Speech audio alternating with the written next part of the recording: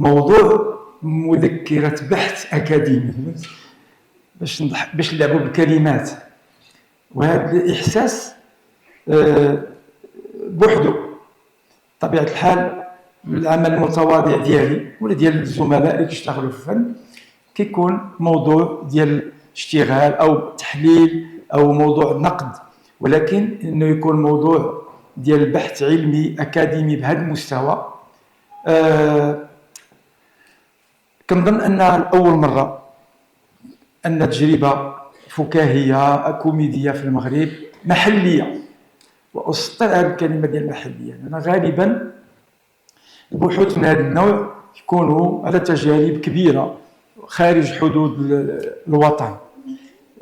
كنظن أنها سابقة من حيث واحد العدد من النقاط أنها سابقة، ونتمنى على الله أنها تكون ملهمة لمؤسسات أخرى باش تهتم بالتجارب الفنية وخصوصا تراكم التجربة الفنية. هذا هو المهم، لأن التراكم ديال التجارب كثيرة، لأن في الخط الزمني اللي أنا واقف فيه هو غير استلمنا من الرواد ونمد إلى الجيل الجديد، هو غير مشعل وفيه تراكم ديال تجربة كبيرة اللي بداوها الناس قبل منا وغيستمروا فيها أجيال أخرى إن شاء الله. وأن الجامعة كما قال الأستاذ سيد الرئيس في الافتتاح أنها تولي بدون أسوار شي حاجة كبيرة. أنا قريت في واحد زيدي نعاود القصص، يعني العبارة من القصص ما عرفتش علاش ما كنتقنش الخطاب المقاد العلمي.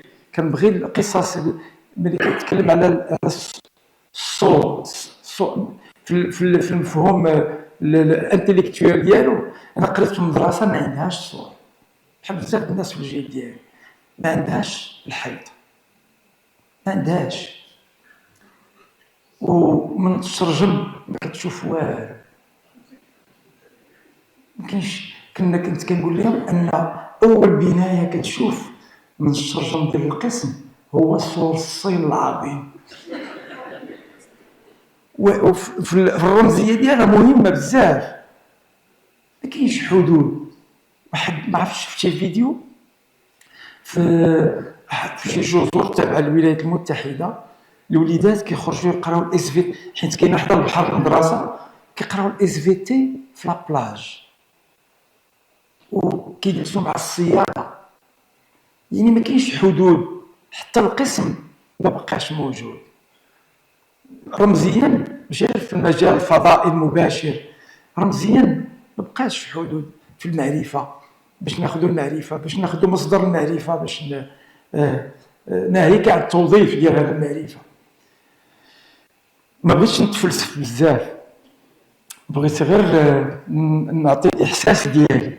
الاحساس ديالي هو خاص جدا انك تكون محط اهتمام تحت مجهر اكاديمي، علما بان العمل اللي قمت به ويقوم به الفنانه كلهم هو واحد العمل تلقائي، يعني ما عمر دار مع سبق الاصرار والترصد. هو تراكم، هو لعب جاد، لعب جاد. سي ان جو سيريو. استاذ الازهر تكلمت مع الاستاذ اللي كونني في لا بيرسبكتيف، كان كيقول لنا لا سي ان جو سيريو، مي سي ان جو. يعني يمكن لك تقلب القواعد وتمرد على القواعد ديالو كيف بغيتي. سولتني بنتي قالت لي هي في السن ديال الاغلبيه ديال الوجوه كنت كنشوف فيهم دابا وتفكرتها، قالت لي فوقاش انت كتكون جاد؟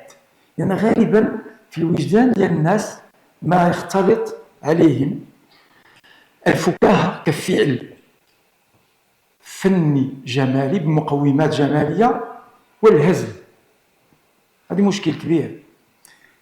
قالت لي فوقاش كتكون انت اكثر جديه؟ اللحظه اللي كتكون فيها اكثر جديه كنكون اكثر جديه في الوقت اللي كيضحكوا الناس. وهذا التفاوت عجيب. ملي كنكون انا كنضحك الناس في الخشبه كنكون معقول خدام على ولادي،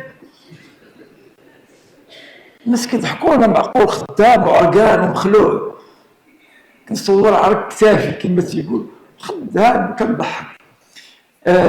كل هذه النقاط هذه انا ما وجدتش كلمه، ولكن قلت نتكلم بالاحساس ديالي. الاحساس ديالي كبير بزاف، وانا في اطار منهجيه ديال اخذ الكلمه في العموم، كيخصني نتحكم في هذوك العواطف ونمررها غير بشويه، ولكن هي عاطفه كبيره، الاحساس كبير كبر من هذا الشيء اللي تنقول، لان لحظه استثنائيه. وكنشكر جامعه القاضي عياض، كنشكر اللجنه المنظمه، السيد الرئيس، الناس المتدخلين كلهم اللي كانوا وراء هذا الحدث. ونسيت شي حاجه فكرني فيها استاذ، نسيت صافي. شكرا لكم، شكرا بزاف بزاف بزاف بزاف. شكرا.